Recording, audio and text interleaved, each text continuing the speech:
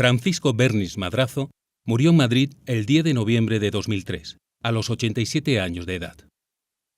La figura más destacada de la ornitología del siglo XX se fue con la misma discreción que había vivido. Pocos conocen la brillante trayectoria de este profesor, líder indiscutido de la Sociedad Española de Ornitología durante más de 20 años y autor de una decisiva carta al general Franco contra las primeras agresiones a Doñana.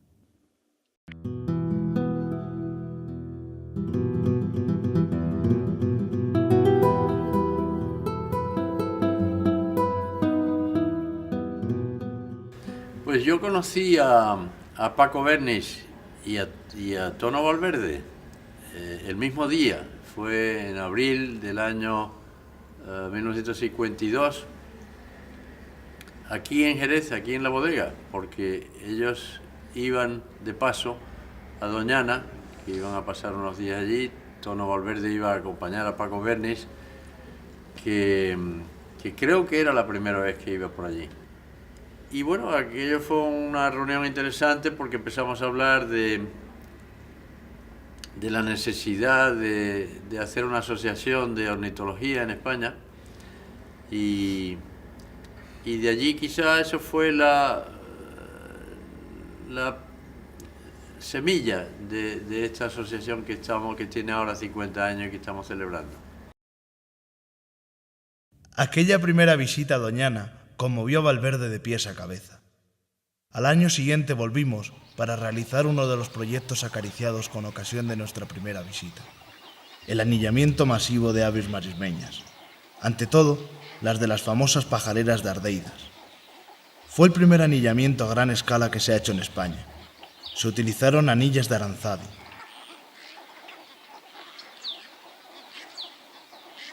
Miembros de esta segunda expedición fueron, además de Valverde y yo, Mauricio González y José Manuel Rubio Recio. En relación con toda esta cuestión, se debe a ser paisano de Tono Valverde y de conocerle desde nuestras épocas de bachillerato. Y Tono Valverde, en un momento determinado de su vida, anterior a la etapa de Doñana, del anillamiento, empieza a hablarme de Bernis y me dice: Bernis es el único español que sabe de pájaros en la actualidad.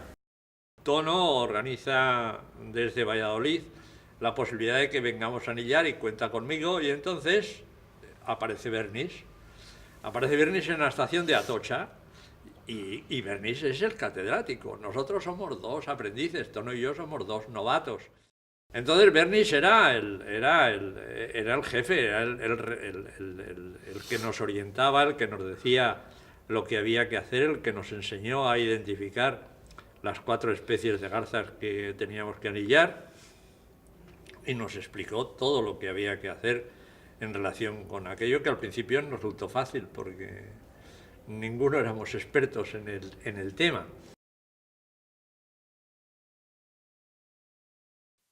Por aquellos años pesaba ya una doble amenaza sobre Doñana y la totalidad de las marismas del Guadalquivir.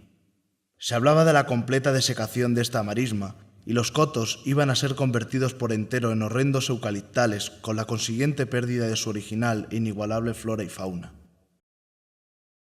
Esto nos produjo enorme inquietud, que compartía muy sinceramente don Manuel María González Gordon, a la sazón uno de los propietarios de Doñana. En colaboración con él, me correspondió redactar una dramática memoria de defensa del coto Doñana.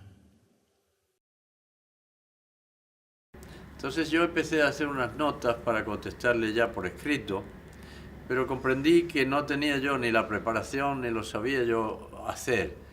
Y como había estado hablando con Paco Bernis unos meses antes, pues lo llamé por teléfono y le pedí que me gustaría verlo en Madrid y charlar un rato sobre este tema.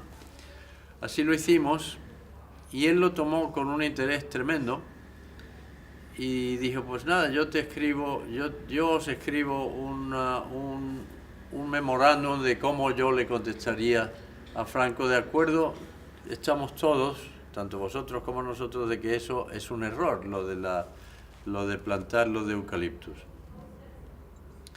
A los muy pocos días me llamó y me dijo: ya tengo aquí hecho un borrador, que nos volvimos a ver,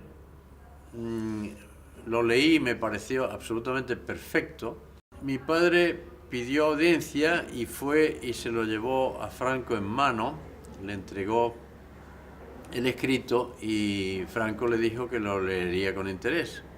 En efecto, así lo hizo y fue maravilloso, porque a partir de ese momento no volvió el gobierno a hablarnos de repoblación ni a exigirnos absolutamente nada, de manera que se salvó. Eso fue importantísimo, y fue importantísimo porque estaba muy bien hecho el escrito. El que lee ese escrito le ilusiona, a partir de leerlo, la conservación de la naturaleza. Entonces eso fue, yo creo, y siempre digo, el punto de inflexión en la política, digamos, del gobierno ante la conservación de la naturaleza. Fue un verdadero cambio a partir de ese momento. Creo que fue básico para la conservación de Doñana. Yo había conocido antes ya a José Manuel Rubio, y fue el con el que yo me enganché para venir a los programas de anillamiento en Doñana. Previamente habíamos tenido ya un contacto con unas ideas de formar una sociedad, porque yo me había puesto en contacto con Mauricio a través de cartas, y Mauricio fue el que también me habló de Tono Valverde, y me habló que tenía la misma intención, de que veíamos que éramos muy pocos los que teníamos esta afición y que era necesario de fundar una sociedad en la que empezáramos a aglutinar y a reunir gente para que hubiéramos más personas y tuviéramos un medio de publicidad a través de una revista. A mediados de los años 50, un grupo de naturalistas y cazadores británicos realizan sendas expediciones al coto de Doñana. De ella surge la publicación de varios libros y el célebre documental titulado España salvaje, que contribuyen al reconocimiento internacional de este territorio y de sus inmensos valores naturales.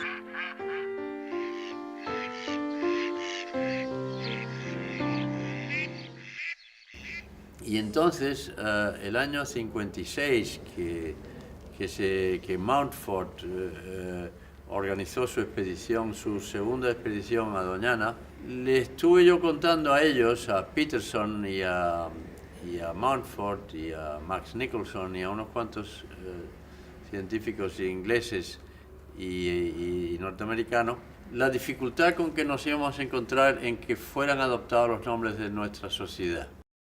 Era difícil pensar que se adoptaran en España con prontitud los nombres, y me sugirieron que un sistema sería, me lo decía Mountfort y me lo decía Peterson, que un libro que ellos habían publicado en Inglaterra el año antes, La guía de campo de las aves de Europa, de Peterson, el ilustrador americano, que si tradujéramos ese libro al español y adoptáramos los nombres del prontuario de Paco Bernis, vamos, los prontuarios de nuestra asociación, que sería una manera de difundir esos nombres en España, entre los pocos o muchos aficionados que hubiera.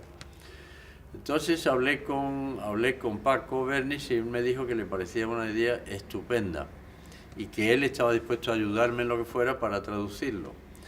Yo tenía muchas ganas de hacerlo, pero tenía también un gran conocimiento de mis limitaciones.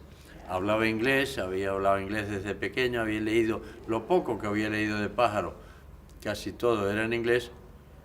Entonces, bueno, pues creía yo que podría hacerlo, pero si no hubiera sido por Paco Bernis, estoy seguro que eso todavía estaría yo tratando de resolver la cuestión de esa traducción. Él lo adaptó a España y se publicó, se consiguió, fue bastante difícil, pero conseguimos finalmente que la editorial Omega de Barcelona lo adoptara y lo publicara. Y eso fue, creo que, importante también para establecer los nombres que Paco Bernis había adoptado para nuestra sociedad en el prontuario de la avifauna española.